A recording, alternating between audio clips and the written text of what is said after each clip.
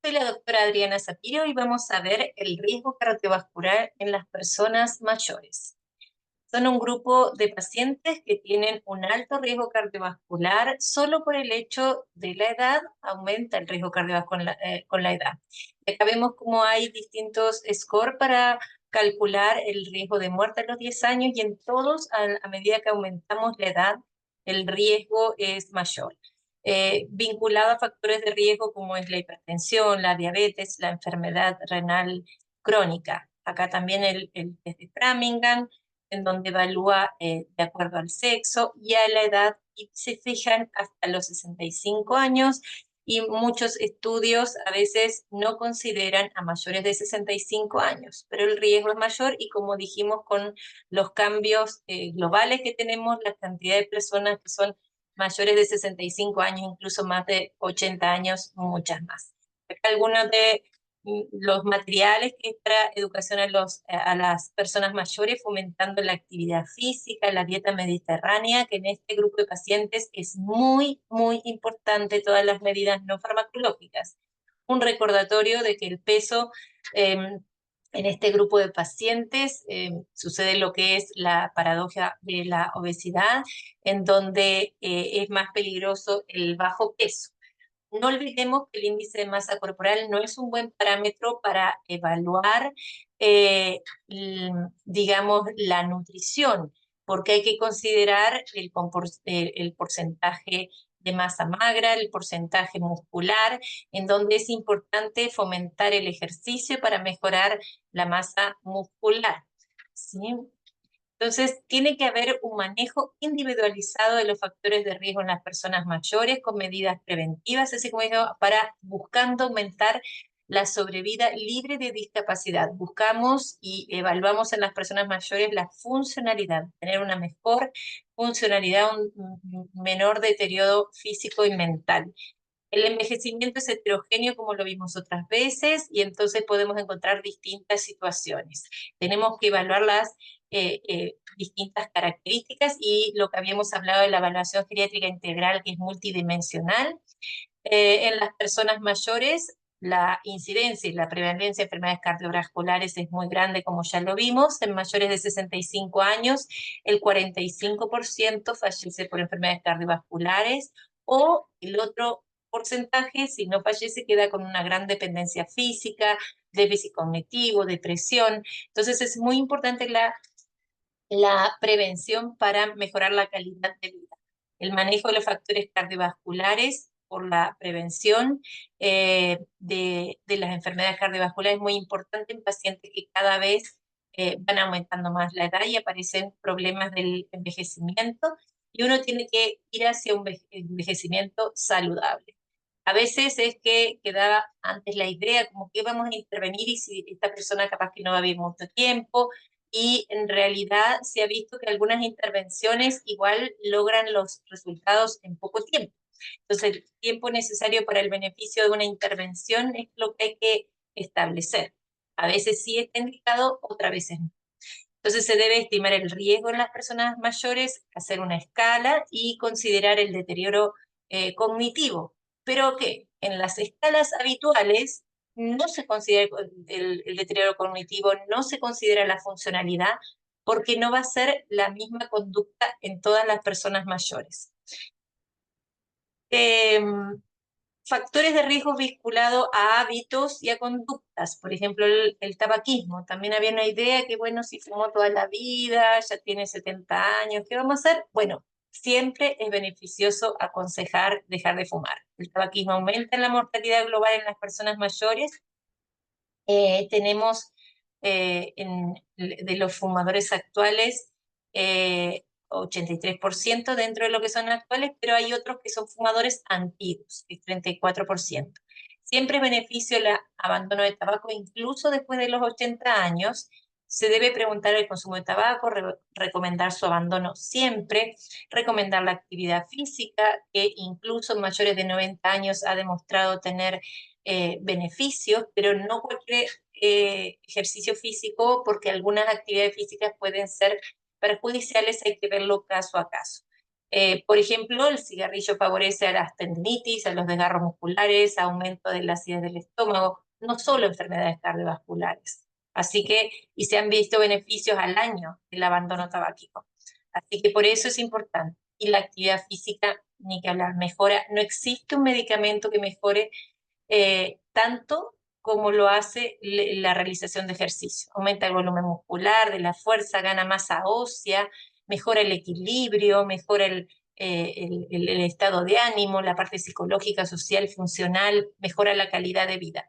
Entonces hay actividades y ejercicios propios para las personas mayores, la interconsulta con un kinesiólogo y que posteriormente vaya a un profesor de educación física, grupos para hacer actividad física, eso es muy importante para tener mejor flexibilidad, fortalecimiento muscular, equilibrio, incluso en enfermedades como artrosis, cuando uno hace kinesioterapia da menos medicamentos, fortaleciendo la flexibilidad, la movilidad. La quietud, la rigidez da dolor. El objetivo principal en estas personas, en este grupo, es mantener la independencia, mejorar la capacidad funcional el mayor tiempo posible, porque eso disminuye costos igual a la sociedad, a la familia, a la persona y mejora en calidad de vida. Eh, Continuando el sobrepeso, vinculado también a hábitos alimentarios, trastornos del sueño. No apareció acá, pero también trastornos del sueño se ha vinculado a mayor riesgo de obesidad, que también lo tenemos que evaluar. El sobrepeso y la obesidad puede favorecer el deterioro de la capacidad física y la calidad de vida. Los músculos se van infiltrando de tejido graso y tienen menos fuerza. Entonces la obesidad en eso es muy peligroso y la obesidad también favorece otras enfermedades como la dislipidemia, hipertensión, aterosclerosis, problemas metabólicos, hiperinsulinismo, resistencia a la insulina, diabetes. La artrosis, a veces bajando poco de peso se logran muchos beneficios con las monalgias de la artrosis de rodilla y el síndrome de apnea eh, hipopnea obstructiva del sueño. Este es un síntoma, una enfermedad muy frecuente, es un síndrome muy frecuente en las personas mayores que hay que sospecharlo, en los roncadores, y que el hecho de bajar de peso mejora mucho las apneas nocturnas. La causa de aumento de peso es multifactorial y en general el metabolismo a medida que pasan los años, cada 10 años baja el 2% del metabolismo, también en general baja la actividad física y a veces también aparece mayor discapacidad, que no pueden hacer tanto ejercicio. El sobrepeso se relaciona con la mortalidad, pero después de los 85 años desaparece. Pero esto en relación al peso a veces, porque, y sobre todo en Arica, como lo vimos en la presentación de nutrición, el bajo peso aumenta la mortalidad en las personas mayores. Pero es que el peso por sí solo no sirve para evaluar al paciente, uno tiene que estimar o hacer una medición de la masa muscular o estimulando a hacer ejercicio a que hagan ejercicio. Esto se le llama la paradoja de la obesidad, que aumenta la mortalidad en personas jóvenes, pero llega un momento en la etapa de la vida que el bajo peso pasa a ser más grave, o sea, de mayor riesgo, y el estar en una obesidad no es tanto el riesgo para lo que es la parte cardiovascular, no para otras cosas, porque, por ejemplo, una persona que esté con obesidad va a tener más riesgo de lumbago, gonalgias, bueno, en la mujer incontinencia urinaria, bueno, otros complicaciones que tiene la obesidad. El bajo peso es muy peligroso en las personas mayores, aumenta la mortalidad cardiovascular y genera una menor expectativa de vida a nivel general. Y sobre todo cuando hay más fragilidad, porque el bajo peso se relaciona a sarcopenia, pérdida de masa muscular o problemas de aporte de distintos nutrientes que alteran la inmunidad. Entonces, por eso aumenta la mortalidad. El tratamiento de las personas mayores de la obesidad debe estar orientado a lo funcional y a la calidad de vida, no a llegar a un peso óptimo, ¿sí? Y por eso también es que los valores para el peso adecuado son distintos. Se tiene que buscar aumentar la masa magra, la musculatura, aumentar la fuerza, la movilidad y disminuir, sin aumentar la grasa corporal, y si está en exceso, intentar disminuir, pero sobre todo con un buen aporte nutricional. Por eso mismo que el IMC entre 25 y 29 es lo que se considera normal. Y no se recomiendan en las personas mayores dietas muy restrictivas o fármacos para bajar de peso, porque pueden alterar la absorción de algunos nutrientes, o cirugías bariátricas en personas mayores no están indicadas, aunque a veces en algunos casos se pueden hacer, ¿sí? Pero en general, estoy diciendo general. Entonces, las recomendaciones para disminuir los riesgos cardiovasculares están la alimentación, una dieta saludable, el ejercicio, cuidar el colesterol, la presión arterial, la diabetes, justamente, aparte de la alimentación saludable, mantener un peso adecuado y no fumar. ¿Sí? Estos parámetros, estos factores de riesgo cardiovascular, ustedes los tienen que tener presente en todo paciente, no solo en las personas mayores, y no puede faltar en ninguna historia clínica. Otro factor de riesgo, así como mencionamos, la presión arterial, que no es parte normal del envejecimiento, aumenta la prevalencia en las personas mayores, que se presenta hipertensión de 60 a 80% de los casos, y sobre todo con la presión arterial sistólica. ¿Sí? La presión arterial diastólica incluso se puede normalizar o bajar, ¿sí? Y es lo que aumenta la presión diferencial. La presión, lo que está separada de la presión diastólica de la sistólica, que nos puede poner alerta si es muy alta la diferencial, nos debe poner alerta en algunas enfermedades cardiovasculares. Hay que hacer una evaluación cardiovascular, algunas valvulopatías, algunas cardiopatías puede asociarse a eso. Entonces la evaluación por el cardiólogo va a ser importante. Aumentar la presión o estudiar a esa paciente, un electrocardiograma, un ecocardiograma. El aumento de la presión del pulso está dado por la rigidez de las paredes arteriales, que son factores de riesgo cardiovascular, y en pacientes mayores de 70 años, la presión sistólica aislada se puede ver en 90% de los pacientes. La presión arterial de por sí es un factor de riesgo para accidentes cerebrovasculares, cardiopatía coronaria, insuficiencia cardíaca y otros eventos vasculares. Y quiero mencionar acá, no se vayan a olvidar, la circulación de las extremidades inferiores, la arteriopatía, la presión arterial, así como dislipidemias, así como diabetes, tiene una complicación que es una enfermedad oclusiva de las arterias de las extremidades inferiores, arteriopatía oclusiva de las arterias de los miembros, de las grandes arterias, que lo vemos en la macroangiopatía de la diabetes, y que eso puede llevar a una isquemia distal, ¿sí? Y en el paciente menciona la claudicación intermitente. Por favor, eso que siempre se les olvida, ¿se acuerdan del accidente vascular? Justamente las patologías y complicaciones que son comunes a la hipertensión, diabetes, aterosclerosis, porque tenemos arterias en todo el cuerpo, a la aterosclerosis, es justamente cuáles son los órganos que puede afectar. El cerebro, los ojos, la retina, y que vamos a ver alteraciones visuales a nivel del corazón, desde cardiopatía, arritmias, distintas complicaciones a nivel del riñón, y en las extremidades inferiores la arteriopatía periférica. ¿Cuáles son los beneficios de diagnóstico y tratamiento de la hipertensión? Se ha visto mejora la sobrevida y disminuye los eventos cardiovasculares, incluso mayor de 80 años. Se había planteado que no ser tan exigentes en bajar la presión arterial en las personas mayores para no comprometer la circulación cerebral, y en cierta forma hubo como un permitir, y cuando la presión estuvo alta, muchas personas más tuvieron infartos y problemas cardíacos. Con eso fueron cambiando las pautas y las recomendaciones de grupos de expertos, y se recomienda así controlar la presión arterial.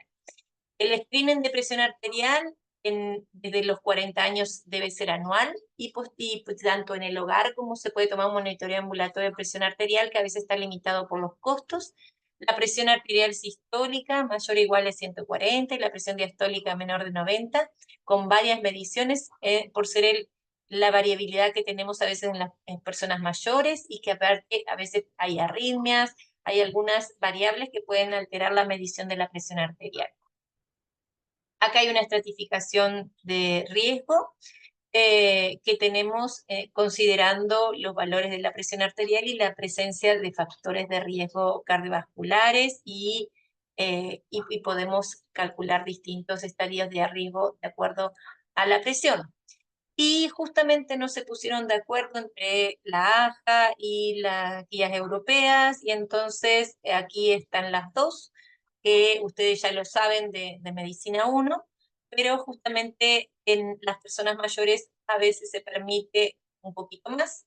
Todo va a depender de qué persona mayor estamos hablando. Un adulto mayor, una persona mayor robusta, generalmente va a ser estricto, va a ser estricto, y otra que, digamos, tenga menor perfusión cerebral. En general se puede dejar un poquito más. Como objetivo terapéutico general, pero no en todos los casos, menor de 150-90, hay una heterogeneidad del envejecimiento, entonces hay que evaluar la comorbilidad, la fragilidad, para cuál va a ser la recomendación de la presión en cada caso. En distintos estudios poblacionales existe una relación inversa entre la mortalidad y la presión arterial, incluso en mayores de 85 años. Por eso es importante igual cuidar la presión arterial en personas mayores, pero ya si son adultos mayores, personas mayores frágiles, ahí podemos permitirnos un poquito más, porque a veces no tienen buena perfusión cerebral y si le bajamos la presión podemos alterar la presión cerebral. Todo va a ser de acuerdo a cuando lo tolere. Lo mismo si hay con una expectativa de vida breve, que no tiene, tampoco no vamos a ser tan estrictos en la presión arterial. Por otra parte, si tenemos personas mayores, me quedan todos adultos mayores, pero si tenemos personas mayores robustas, los objetivos son similares a la población general en 140-90, o sea, no más de ese valor.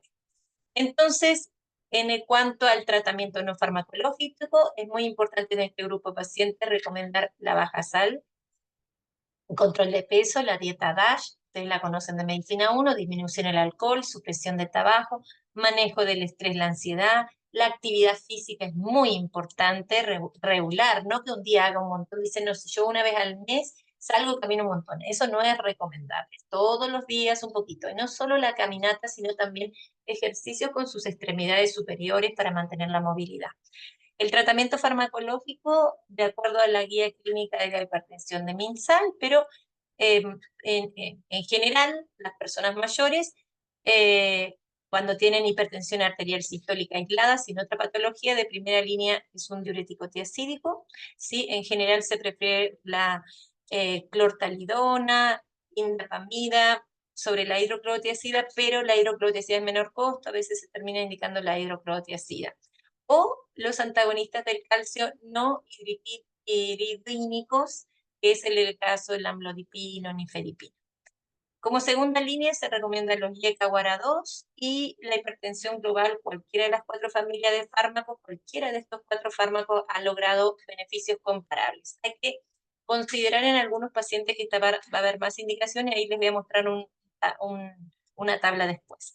Ni que hablar, los beta-bloqueadores en patología coronaria son obligatorios o en insuficiencia cardíaca. Entonces, acá están las intervenciones no farmacológicas que van a hacer, les invito a que lo revisen, y el efecto tan importante que tiene en las personas mayores la realización de las intervenciones no farmacológicas, en donde no solo, bueno, esto es en la hipertensión leve, pero en realidad en todas las hipertensiones tenemos que recomendarlas. Y acá es los objetivos, que sería de acuerdo a las distintas guías para las personas mayores no frágiles. Conceptos importantes. La hipertensión es muy prevalente en las personas mayores, sobre todo la presión arterial sistólica, la reducción de la ingesta de sal y las medidas no farmacológicas son muy importantes y muy eficaces, porque este grupo de pacientes es sensible a la baja de sal. Entre personas mayores entre 65 y 79 años, en general la presión arterial, la meta es que no mayor de 140-90 o una persona mayor robusta. Más de los 80 años, como las arterias ya vuelven más rígidas, se podría permitir hasta 140, 145 de sistólica. Y cuando se inicia un fármaco hay que estar alerta de la hipotensión ortostática, sabiendo que estos pacientes a veces no responden tan rápido y hay riesgo de caídas.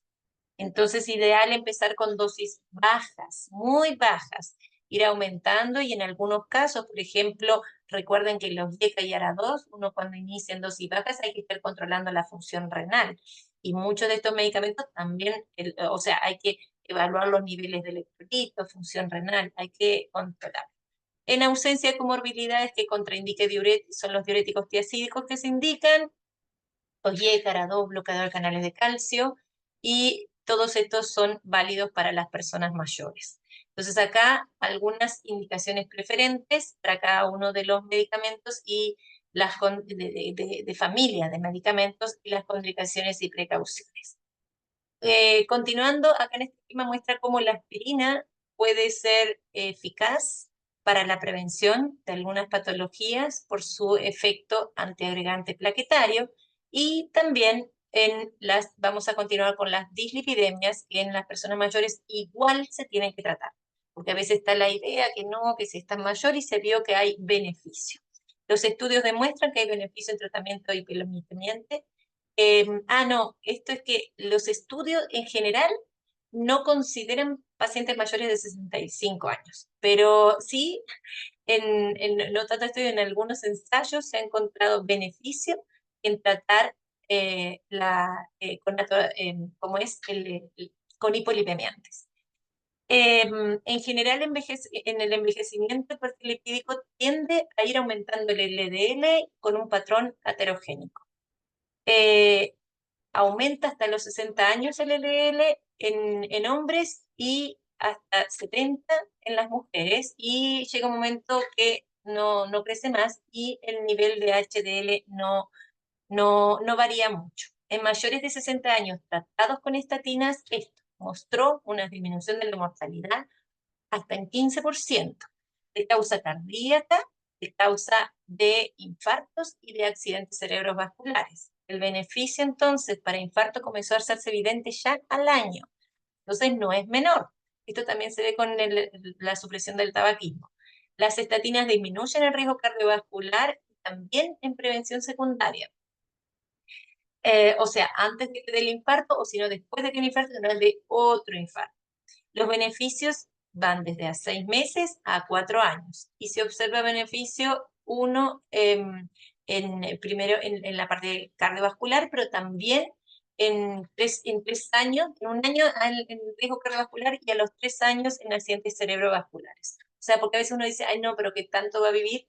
Y se dan cuenta que en un año ya hay beneficios, en 3 años hay beneficios. Entonces eso va a ser muy importante.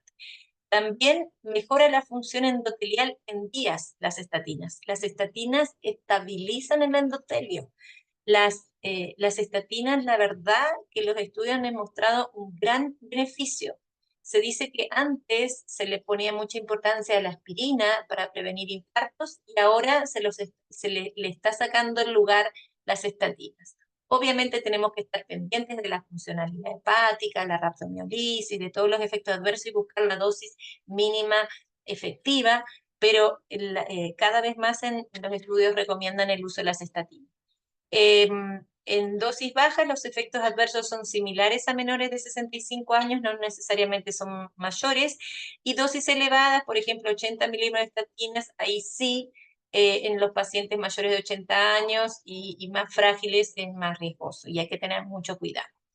La dislipidemia en las personas mayores, como evidencia actual, las estatinas como primera línea en prevención secundaria, y pacientes con alto riesgo cardiovascular. O sea, sí está totalmente indicado si la persona tuvo un infarto, para que no vuelva a tener otro infarto. Y en pacientes con alto riesgo cardiovascular que no han tenido infarto, igual está indicado, ¿sí? La expectativa de vida, digamos, si no está limitado por otras patologías, si no tiene una hepatopatía, si no estarían indicadas las estatinas. Sí, el objetivo va a ser un LDL menor de 100, o disminución relativa entre 30 y 40% a lo que era el valor anterior.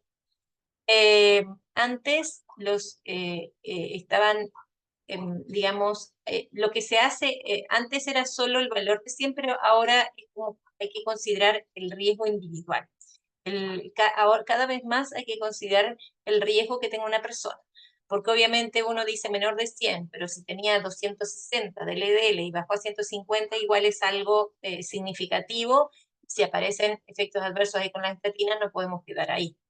Los objetivos más agresivos no se recomiendan, no solo en el manejo de la dislipidemia, sino en la diabetes también, ¿sí? Para la prevención primaria y la prevención secundaria en mayores de 80 años, la terapia es aún controversial. ¿Por qué? Porque si es demasiado agresiva pueden aparecer efectos adversos, por ejemplo, haciendo dosis muy altas de estatinas.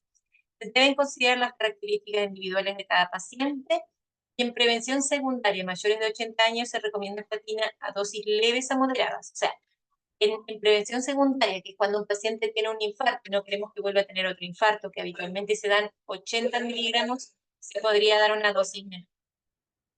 Los hipolipímentos o estatinas deben ser usados como coadyuvantes o como una alternativa, aunque no hay evidencia de buena calidad de su beneficio en adultos mayores. Esto, digamos, cuando no tenemos una prevención secundaria, ¿sí?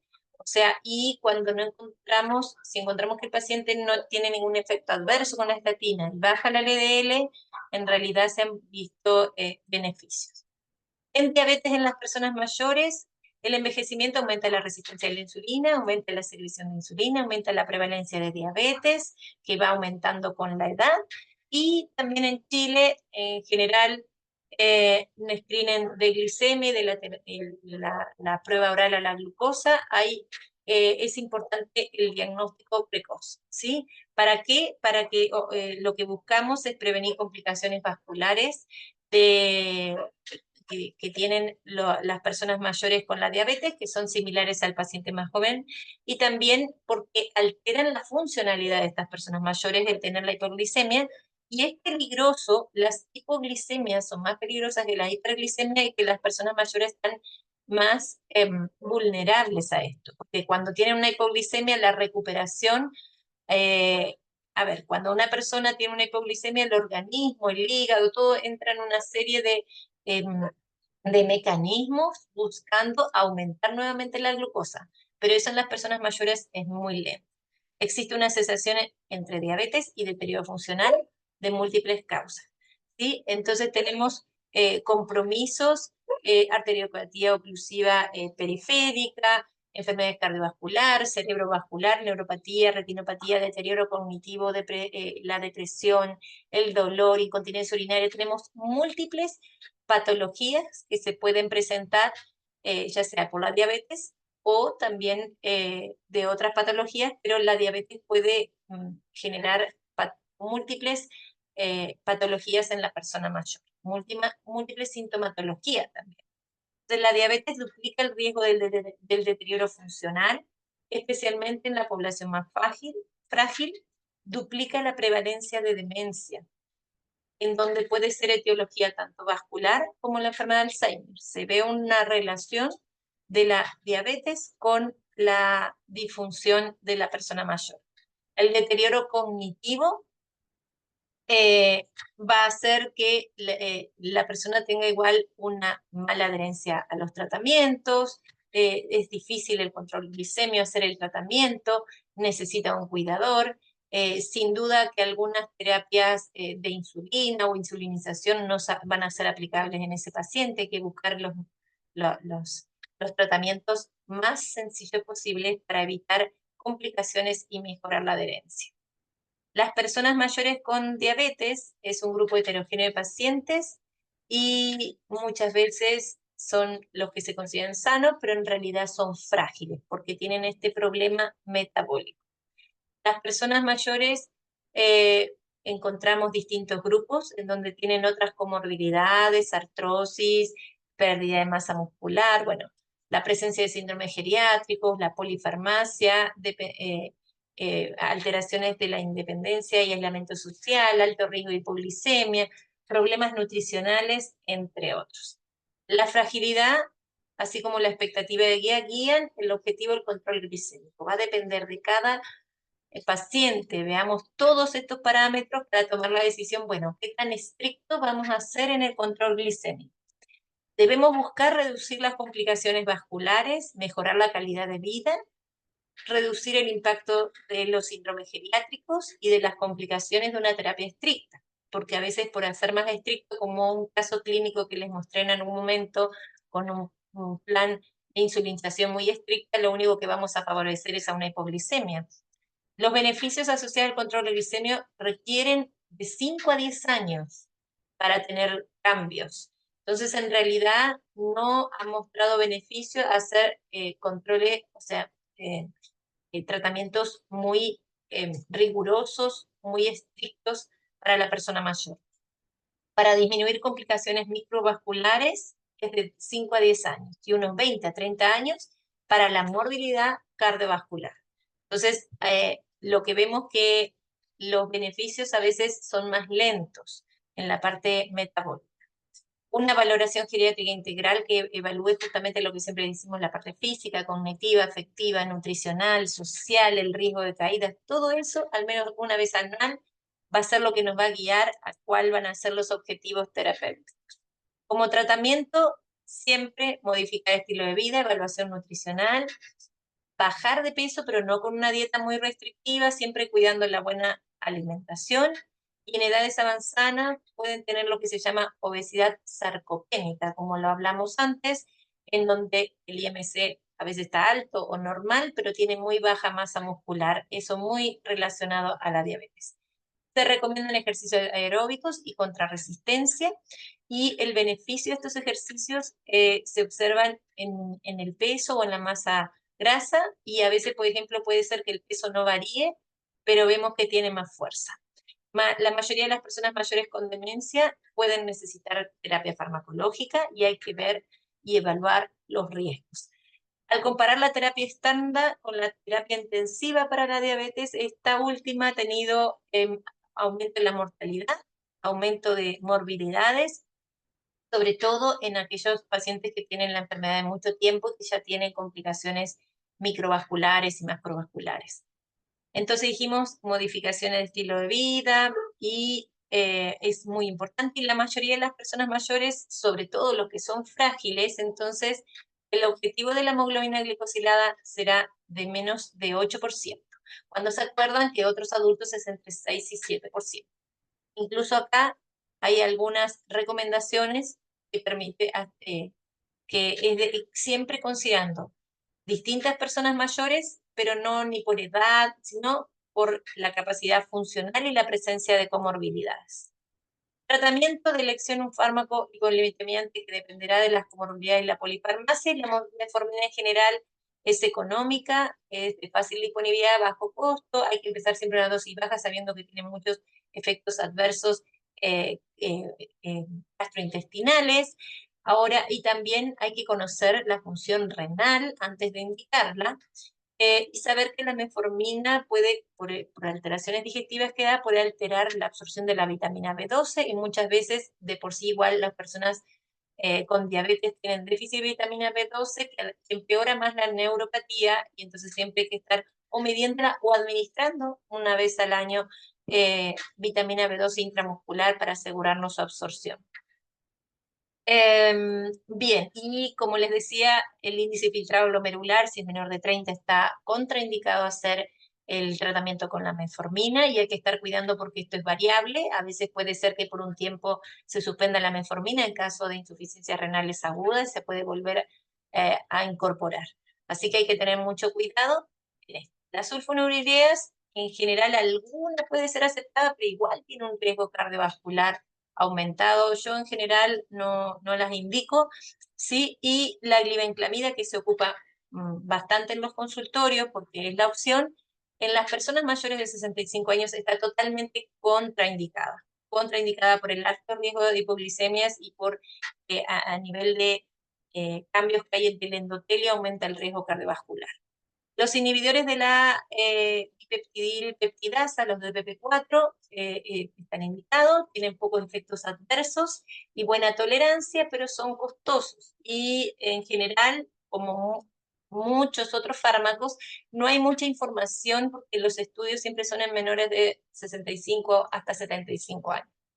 Las insulinas hay que tener cuidado, pero igual es una opción, pero las que sean ultra lentas o ultra rápida, digamos, que tengamos controlada. Ultra rápida actúa rápidamente mientras come y después ya no sigue actuando, o ultra lentas que tienen, que son análogos de insulina.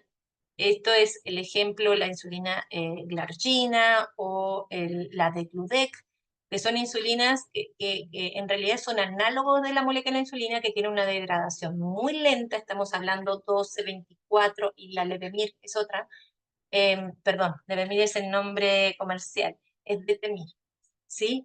Y estos análogos de insulina tienen una liberación muy lenta, la administración es con lápices, en donde la manipulación de la jeringa igual es complicada para las personas mayores, entonces se prefiere que sea esa, ¿sí? Yo se la he mostrado a ustedes, que provocan menos hipoglicemias. Entonces, acá una recomendación de mucha información, mucha educación. Eso es sí muy importante para una consulta precoz ante la aparición del síndrome diabético que ustedes conocen. Y terminamos por ahí. Que tengan una linda jornada.